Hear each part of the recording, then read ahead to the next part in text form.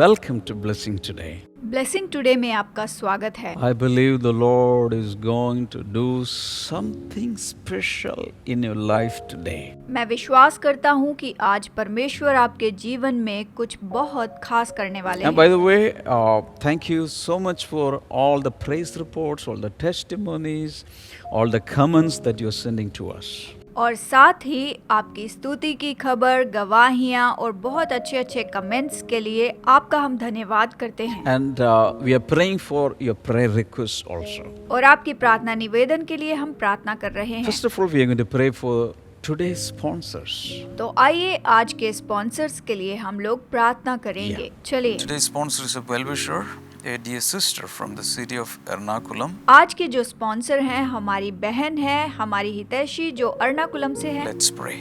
Father Lord, आइए प्रार्थना करें। प्रभु पिता, pray and we release blessings upon this dear sister. हम प्रार्थना करते हैं और तेरी आशीष को इस बहन के ऊपर खोलते हैं प्रभु। Also, Father, we pray that और साथ ही हम प्रार्थना करते हैं you पिता may give very good health for her and for husband. कि आप इस बहन को और इनके पति को अच्छी तंदुरुस्ती आप इन्हें दीजिए। And in the name of Jesus, we release all the scriptural blessings upon this couple. यीशु के नाम में हम सारी वचनों की आशीष इस दंपति के ऊपर खोलते हैं। Thank you, Lord, for blessing this dear family. प्रभु इस प्यारे परिवार को आशीष देने के लिए In धन्यवाद। Jesus' matchless name we pray.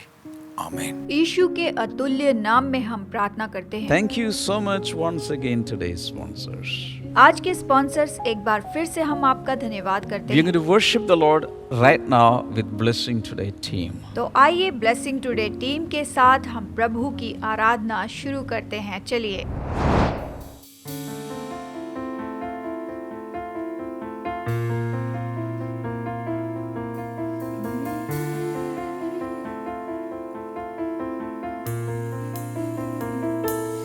पवन के बीच में तू कहता है थम जा, तू मेरी ताकत है, तू ही मेरा ईमान। पवन के बीच में तू कहता है थम जा, तू मेरी ताकत है, तू ही मेरा ईमान। बीट घर में तू साथ मेरे था, आज भी मेरे साथ है खड़ा, आने वाले घर में भी होगा। उठते हुए तूफानों में तू ही मेरी चट्टान, बढ़ती हुई लहरों पे तेरे कदमों के निशान। बीमारियों में तू कहता है उठ जा, यहोवा रफ़ा, तू ही मेरे शिफा। बीमारियों में तू कहता है उठ जा, यहोवा रफ़ा, तू ही मेरी शिफा। बीट घर में तू साथ मेरे था, आज भी मेरे साथ है खड़ा, आने वाले घर में भी होगा। All right, the other day I was telling you that there are two kinds of fathers on earth. पिछली बार मैं आपको बता रहा था कि इस दुनिया में दो तरह के पिता हैं। Number one, earthly fathers, physical fathers or biological fathers. Number 1 पृथ्वी के पिता यानी हमारे शारीरिक पिता। But the second category of fathers are known as spiritual fathers. और दूसरी तरह के पिता हैं जिन्हें हम आत्मिक पिता के रूप में जानते हैं। We are going to read from Hebrews chapter 12. आइए हम इब्रानियों 12 से यहाँ पर वचन में देखते हैं क्या लिखा है। Verse number 9. वचन नंबर 9, Moreover, फिर जबकि we have all had human fathers who disciplined us and we respected them for it. How much more should we submit to the Father of spirits and live? हमारे शारीरिक पिता भी हमारी ताड़ना किया करते थे और हमने उनका आदर किया, Yes. तो क्या आत्माओं के पिता के और भी अधीन ना रहें जिससे हम जीवित रहें? इस तरह ये वचन हमें बताता है। Here we see human fathers, तो यहाँ पर हम देखते हैं मानवीय पिता के बारे में हम यहाँ देखते हैं, and we also see the Father of spirits. और हम आत्माओं के पिता के बारे में भी देखते हैं। Who is the Father of spirits? आत्माओं का पिता कौन है? Of course, the Heavenly Father. निश्चय ही स्वर्गीय पिता। So the human fathers, they discipline us. तो जो हमारे मानवीय पिता होते हैं वो हमें अनुशासित करते हैं, अनुशासन सिखाते हैं, And the Heavenly Father also disciplines us. और स्वर्गीय पिता भी हमें अनुशासित करता है। When we come to Matthew chapter 23 जब मत्ती अध्याय 23 की बात आती है and verses 8 up to 12, वचन 8 से लेकर वचन 12 तक, this portion is a very, very confusing scripture portion to many people. और बहुत सारे लोगों के लिए ये जो वचन है ये बहुत ही उलझन वाला वचन है। You're going to read from verse number 8. तो आइए वचन 8 से पढ़ते हैं। But you are not to be called Rabbi, for you have one teacher, and you are all brothers. परंतु तुम रब्बी न कहलाना, क्योंकि तुम्हारा एक ही गुरु है और तुम सब भाई हो। And do not call anyone on earth Father, for you have one Father, and he is in heaven. पृथ्वी पर किसी को अपना पिता न कहना, क्योंकि तुम्हारा एक ही पिता है जो स्वर्ग में है। So according to this, we cannot call anybody Rabbi or teacher. तो क्या इसके अनुसार हमें किसी को रब्बी या फिर शिक्षक बिल्कुल भी नहीं कहना चाहिए? According to the words of Jesus mentioned here, we cannot call anybody on earth Father. यीशु ने ये जो वचन यहाँ पर दिए हुए हैं उसके अनुसार हम पृथ्वी पर संसार में किसी को पिता नहीं कह सकते। Coming to verse number 10, nor are you to be called instructors, for you have one instructor, the Messiah. और स्वामी भी ना कहलाना, क्योंकि तुम्हारा एक ही स्वामी है अर्थात मसीह। देखिए यहाँ पर वचन किस तरह से बताता है। And verse number 11, the greatest among you will be your servant.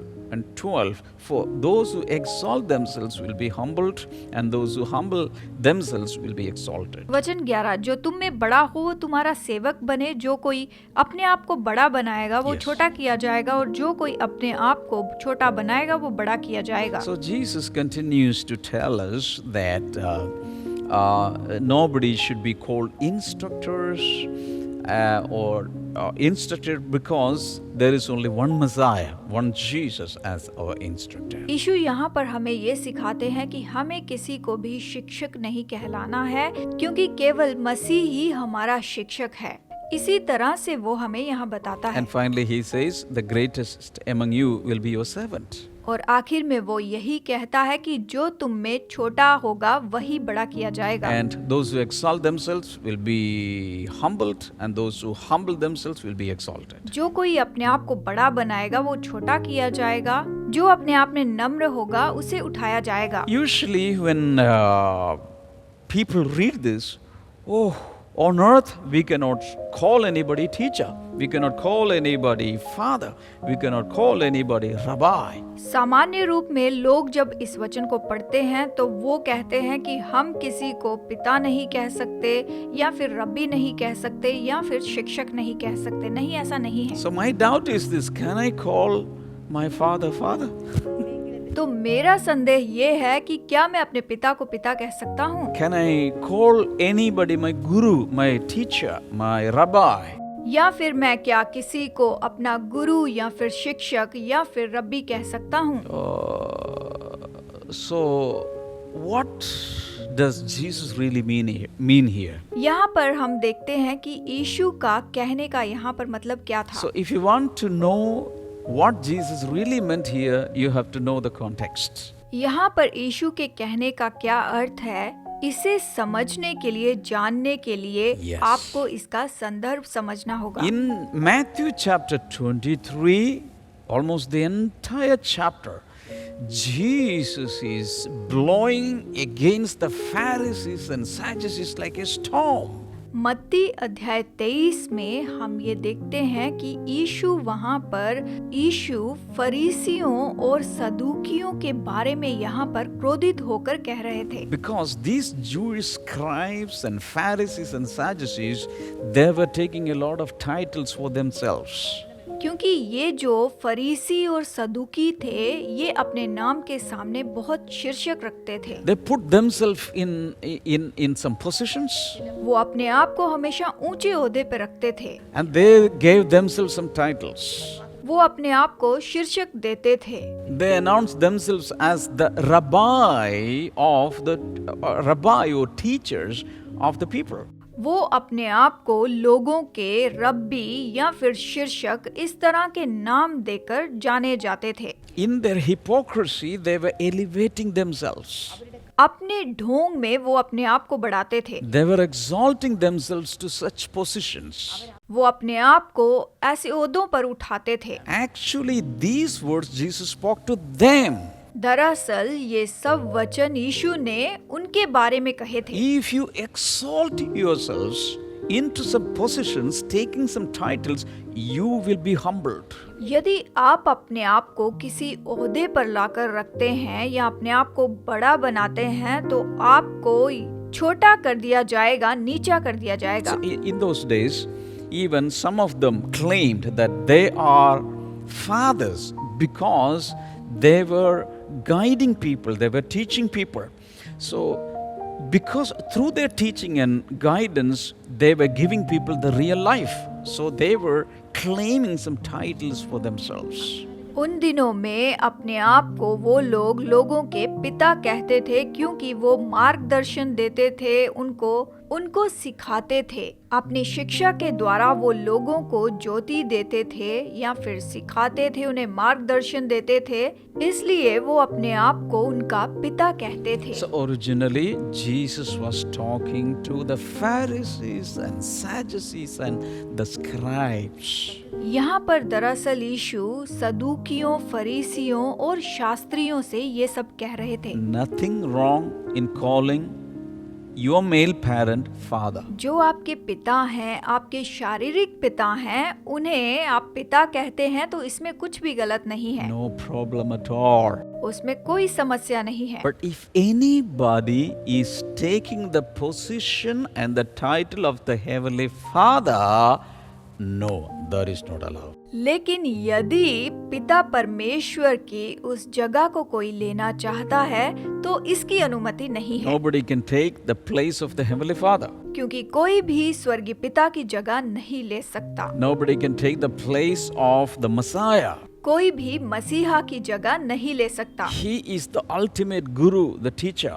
क्योंकि वही तो सबसे बड़ा गुरु और सबसे बड़ा शिक्षक है। He is our Messiah. वो हमारा मसीहा है। Nobody can take his place or his title. कोई भी उसकी जगह या फिर उसका शीर्षक नहीं ले सकता है। That is the meaning of what Jesus was telling them. यीशु जो वहाँ पर कह रहे थे, इसका यही तो अर्थ होता है। When we come to the epistle to Corinthians, और उसके बाद जब हम कुरिन्थियों की पत्री को देखते हैं, Paul is calling himself a father to many spiritual children. पौलुस यहाँ पर बहुत से लोगों के लिए अपने आप को उनका आत्मिक पिता कहता है। Paul calls Timothy and Titus his own spiritual children, spiritual sons. पौलुस तीमुथियुस को और तीतुस को अपना आत्मिक पुत्र कहता है। वो बताता है कि तीतुस और तीमुथियुस मेरे आत्मिक पुत्र हैं, मेरी आत्मिक संतान हैं। देखिए, इस तरह हम देखते हैं। That means he was more than a trainer or teacher to them. इसका मतलब ये होता है कि वो ट्रेनर और शिक्षक से भी ज्यादा बढ़कर था। उनके लिए वो इससे भी बढ़कर था। He was more than a coach or a trainer to them. He loved them so much that he called them his own children. वो उनका कोच या फिर ट्रेनर से भी बढ़कर था और वो उनसे इतना प्रेम करता था कि वो उन्हें अपनी संतान कहता है। 1 Corinthians chapter 4, पहला कुरिन्थियों अध्याय 4 देखते हैं, verses 14 and 15. वचन 14 और 15 देखते हैं। I am writing this not to shame you, but to warn you as my dear children. मैं तुम्हें लज्जित करने के लिए ये बातें नहीं लिखता, परंतु अपने प्रिय बालक जानकर तुम्हें चिताता हूँ। Even if you have 10,000 guardians in Christ, you do not have many fathers. For in Christ Jesus, I became your father through the gospel. क्योंकि यदि मसीह में तुम्हारे सिखाने वाले 10,000 भी होते तो भी तुम्हारे पिता बहुत से नहीं, इसीलिए कि मसीह यीशु में सुसमाचार के द्वारा मैं तुम्हारा पिता So, हुआ। Paul is claiming here as their spiritual father. तो पौलुस यहाँ पर अपने आप को उनका आत्मिक पिता यहाँ पर घोषित करता है। And one thing to be noticed here is that there are so many teachers in the Lord, 10,000s of teachers, but there are only few fathers. एक बात यहाँ पर ध्यान देने वाली है कि प्रभु में बहुत से शिक्षक होते हैं 10,000, लेकिन कुछ ही पिता होते हैं। In the Christendom, in the church world, there are so many guardians and teachers. There are so many, but fathers, spiritual fathers, are few. Church के संसार में बहुत से मार्गदर्शक होते हैं, शिक्षक होते हैं, लेकिन हम देखते हैं कि वहाँ पर बहुत ही कम जो आत्मिक पिता होते हैं। चर्च में हम बहुत से शिक्षकों को पाते हैं, मार्गदर्शकों को पाते हैं, लेकिन आत्मिक पिता कम होते हैं। So what is the summary here? तो यहाँ पर सारांश फिर क्या है? The ultimate spiritual father is the heavenly father. तो सबसे बड़ा जो पिता है वो तो स्वर्गीय पिता ही है, And from that heavenly father, we all receive fatherhoods. और उसी स्वर्गीय पिता से हम लोग अपने पिता होने को प्राप्त करते हैं। There are earthly biological fathers and there are spiritual fathers. इसका मतलब ये है कि संसार में आत्मिक पिता भी हैं, शारीरिक भी But हैं। people have a confusion. Can I call anybody father on earth? तो लोग तो इसी उलझन में पड़े रहते हैं कि क्या मैं इस संसार में किसी को पिता कह सकता हूँ? But Jesus said, you cannot call anybody on earth father. क्योंकि यीशु ने कहा कि इस संसार में तुम किसी को भी पिता ना कहो। That was originally to the Pharisees and Sadducees and scribes. लेकिन दरअसल ये तो फरीसी, सदूकी और शास्त्रियों के लिए था। But of course today nobody can take the position and title of the Heavenly Father and the Messiah. आज अवश्य ही कोई भी पवित्र आत्मा का, पिता परमेश्वर का, पुत्र मसीह का शीर्षक नहीं ले सकता। But nothing wrong in calling our own fathers in the family as our fathers, no problem. लेकिन अपने परिवार में हम अपने पिताओं को पिता कहने से कोई समस्या नहीं। There are spiritual fathers also. और कुछ आत्मिक पिता भी हैं। Paul was a spiritual father to the church in Corinth. पौलुस कुरिन्थियों की कलीसिया का आत्मिक पिता था। He was a spiritual father to Timothy and Titus. पौलुस तिमुथियुस और तीतुस का भी आत्मिक पिता था। So there are spiritual fathers on earth. तो संसार में आत्मिक पिता भी होते हैं। That is not a big title or anything. That is a functional thing.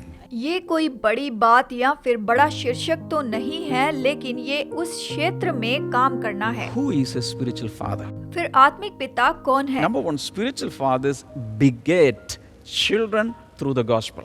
Number 1, आत्मिक पिता सुसमाचार के द्वारा अपने बच्चों को जन्म देते हैं। And they also sometimes adopts children from others. और कई बार वो दूसरों से बच्चों को अडॉप्ट भी करते हैं। Because Timothy was not born again through the ministry of Paul.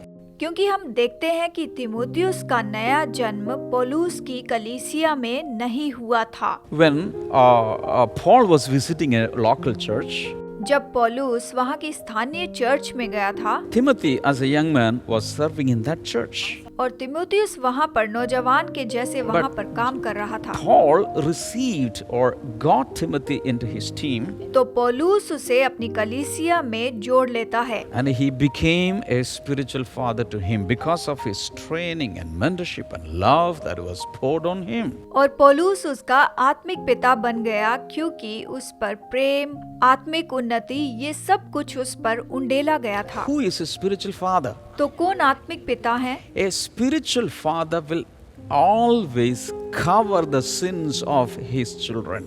एक आत्मिक पिता हमेशा अपने बच्चों के पापों को ढांप देता है। He will never put his children into shame. वो अपने बच्चों को कभी भी शर्मिंदा नहीं होने Who देता। is a spiritual father? वो आत्मिक पिता होते हैं। A spiritual father will have ample space in his own spirit for his children to swim across. आत्मिक पिता के दिल में अपने बच्चों के लिए, उनकी उन्नति देखने के लिए जगह Who होती is a है। spiritual father? कौन आत्मिक पिता है? A spiritual father will warn his children about of their errors and impending dangers. आत्मिक पिता अपने बच्चों को आने वाले खतरों के बारे में और उनकी गलतियों के बारे में, बुरे काम करने के बारे में उन्हें आगाह करता है। A spiritual father is a person who can boldly ask his children to imitate them or follow them. एक आत्मिक पिता अपने बच्चों को उसके तरह बनने के लिए या फिर उसकी नकल करने के लिए प्रोत्साहित करता He है। will ask them, walk like me, वो उनसे कहता है कि तुम मेरे जैसे चलो, talk like me, मेरे जैसे बात करो, behave like me, मेरे जैसे व्यवहार करो, serve the Lord like me, मेरे जैसे प्रभु की सेवा करो, because they set an example. क्योंकि वे एक आदर्श रखते हैं। A spiritual father raises his children and sends them to execute different ministries across the world. और आत्मिक पिता उन्हें तैयार करके पूरे संसार में अलग अलग सेवकाई के लिए उन्हें भेजता है। A spiritual father extends his legacy through his spiritual children. आत्मिक पिता जो होता है वो अपने बच्चों के लिए, अपनी संतान के लिए अपनी विरासत देकर जाता है। And a spiritual father will build houses, that means churches, fellowships. आत्मिक पिता जो होता है वो घरों को बनाता है, इसका मतलब ये होता है कि वो कलीसियाएं बनाता है। A spiritual father will work for the good of his children. आत्मिक पिता हमेशा अपने बच्चों की भलाई के लिए काम करता रहता है। And a good spiritual father will easily forget the efforts for his children. आत्मिक पिता जो होता है वो अपने बच्चों के लिए जितने भी उसने परिश्रम किए उन्हें वो तुरंत भूल जाता है। A spiritual father encourages and comforts his spiritual children. आत्मिक पिता अपने बच्चों को प्रोत्साहित करता रहता है और उन्हें सांत्वना देता रहता है। Do you have a spiritual father? तो क्या आपके आत्मिक पिता हैं? It is easy to become a teacher. It is easy to become an instructor in the church. Church में शिक्षक या फिर निर्देश देने वाला बनना बहुत आसान है, But it is very, very difficult to become a spiritual father. लेकिन एक आत्मिक पिता बनना सच में बहुत बहुत मुश्किल होता है। Even it is easy to give birth to children. और आत्मिक बच्चों को जन्म देना भी बहुत आसान है, But fathering those children is a little bit difficult. लेकिन उन बच्चों के आत्मिक पिता होना बहुत ही मुश्किल है। It is very easy to lead some people to born again experience through the gospel. सुसमाचार के द्वारा कुछ लोगों को नए जन्म का अनुभव दिलाना बहुत आसान है, But it is difficult to grow them into maturity in Christ with a father's heart. लेकिन पिता के दिल को रखते हुए उन्हें परिपक्वता में बढ़ाते रहना ये बहुत ही मुश्किल हो जाता है। At present we have prayer diaries in Malayalam language, अब तक हमने मलयालम भाषा में ये प्रार्थना की है, English language इंग्लिश में भी and Hindi. और हिंदी में। If you want to sponsor these prayer diaries, you can contact in the number shown on the screen. यदि आप इनमें से किसी भी भाषा के लिए सहयोग देना चाहते हैं तो आप स्क्रीन पर दिए गए नंबर पर हमें फोन कीजिए। And if you have money to buy a prayer diary, just go to Amazon and get your copies. तो यदि आप इस प्रेयर डायरी को खरीदना चाहते हैं तो आप Amazon पे जा सकते हैं और वहां पर आप इसे खरीद सकते हैं। Thank you so much for watching today's episode. आज का एपिसोड देखने के लिए बहुत बहुत धन्यवाद। God bless you all. See you tomorrow. प्रभु आपको आशीष दे। अगली बार फिर मिलेंगे। Bye-bye. बाय। उड़ते हुए तूफानों में तू ही मेरी चट्टान, बढ़ती हुई लहरों पे तेरे कदमों के निशान, उड़ते हुए तूफानों में तू ही मेरी चट्टान, बढ़ती हुई लहरों पे तेरे कदमों के निशान। बीमारी देख तेरा सर झुका, मुझ पर तेरा बस ना चल सका। ऐसा कोई शस्त्र ना बना जो कर सकेगा मेरा सामना। बीमारी देख तेरा सर झुका, मुझ पर तेरा बस ना चल सका। ऐसा कोई शस्त्र ना बना जो कर सकेगा मेरा सामना। उड़ते हुए तूफानों में तू ही मेरी चट्टान, बढ़ती हुई लहरों पे तेरे कदमों के निशान, उड़ते हुए